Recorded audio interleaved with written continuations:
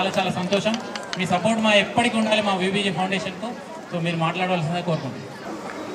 చాలా హ్యాపీగా ఉంది, చాలా చాలా సంతోషంగా ఉంది. నా తొలి ప్రయాణమే కార్పొరేషన్ తొలి ప్రయాణమే విబీజీ ఫౌండేషన్ ద్వారా జరిగింది.